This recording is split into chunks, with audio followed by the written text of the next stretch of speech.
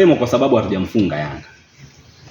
Yaani leo hii watu watasema kila wanachotaka kusema ni kwa sababu tu hatujaifunga Yanga. Lakini nawahakikishia siku wakijaa kwenye mfumo tukawapasua na ni swala la muda tu. Tuna muda mrefu tulikuwa tunacheza na Simba hatuwafungi. Lakini tumekuja kuwafunga, stories zimebadilika. Na siku hizi mahusiano yamebadilika. Tunapendana kweli kweli sisi na Simba sasa hivi. Tumekuwa karibu. Ni maneno ya mpira, ni maneno ya mitazamo ya mashabiki, na huwezi kubadilisha mitazamo. Mtu anapotaka lake anaamua kulisema, huwezi kuwa dictator wa kumzuia mtu kusema. Lakini tukienda kwenye swali kuhusiana na rotation. Ni swali la kiufundi, naogopa sana kuliongea kwa sababu mimi sio mtaalamu wa ufundi.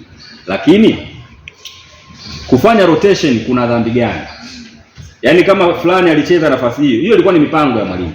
Na ndio mechi ambayo ni bahati mbaya tulifungwa, lakini tulifungwa 2-1. Si ndio? Rotation hiyo tulifungwa 2-1 kwa shida kweli kweli. Na kama tungekuwa na muda zaidi, tungeweza kupata sare au tukapata ushindi kwenye ile mechi. Sasa rotation haina ubaya. Ilitunyima matokeo, lakini ilikuwa ni mpango mzuri wa mwalimu. Mimi naamini mwalimu anapofanya rotation anakuwa anajua anaenda kwenye approach vipi game. Mungu si afumani. Tulitoka kwenye ile mechi ambayo tulisema tumefanya rotation ya ovyo, tukaenda kwenye mechi nyingine ya nusu finali. Tulifanya tena rotation. Tena mechi ya nusu finali, shida hapa tunaongea kwa hisia, tuongee kwa data. Ungekuja na data ningekueleza vizuri.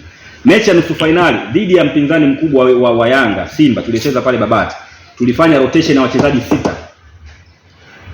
Fuatilieni vizuri ile mechi. Na tulishinda.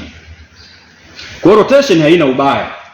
Shida yake tu ni kwamba unakuwa kama umecheza kamari. Ikikulipa inakulipa kweli kweli. Lakini ikikataa inakataa vibaya. Kuhusu wachezaji kubadilishiwa majukumu. Kuna wachezaji Mungu amewajalia wana uwezo wa kucheza nafasi zaidi ya moja. Leo hii mtazame Morris Chuku. Morris Chuku anacheza nafasi gani sasa hivi? Anarudi mpaka beki sasa hivi. Si ndio? Lakini Morris Chuku anajulikana ni midfielder. Miaka yote Morris Chuku anacheza ni midfielder. Rupia saa nyingine anatokea winga.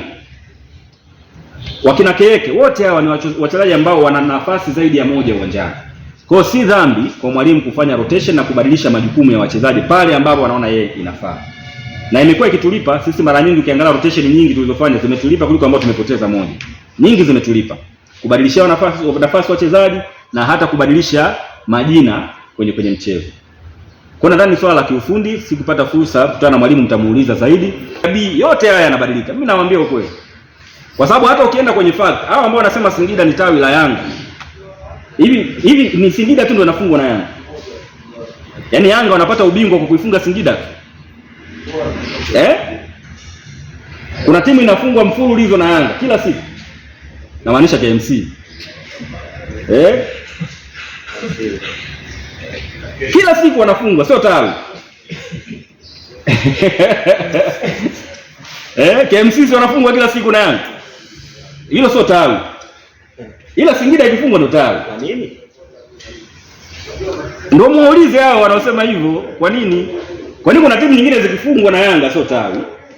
Lakini ikifungwa Singida ndio tawi. Hilo swali nadhani mnaweza mkaliuliza na likawa challenge kwa watu wengine. Na sio kufunga. Brother, sisi hatujawahi kufungwa goli 5 au 6. 2, 1, 2 tena kwa mbinde. Ila KMC wanafungwa 6 hapa karibia kila siku. Ila hizo sio tawi, tawi ni Singida. Kwa sababu wana Singida wamekubali unyonge. Msikubali, mbona data zipo semeni? Yaani wana Singida mnakubali vipi watu wanawatengenezea agenda, wanawaaminisha vitu ambavyo sivyo na nyinyi mnavipokea? Matawi, basi kama ni matawi tu yapange. Kuna tawi kubwa na matawi madogo madogo. Lakini wasiseme Singida peke yake. Na sisi tuna matawi yetu. Sisi kuna timu tunazibomoa kila siku hapa. Kama ndio tunaenda kwenye mfumo wa matawi. Na sisi tuna matawi mengi hapa. Kila siku tunabomoa hizi timu. Lakini kwa sababu ni siasa ya mpira tusihukumu watu. Ndio raha pia ya mpira. Unajua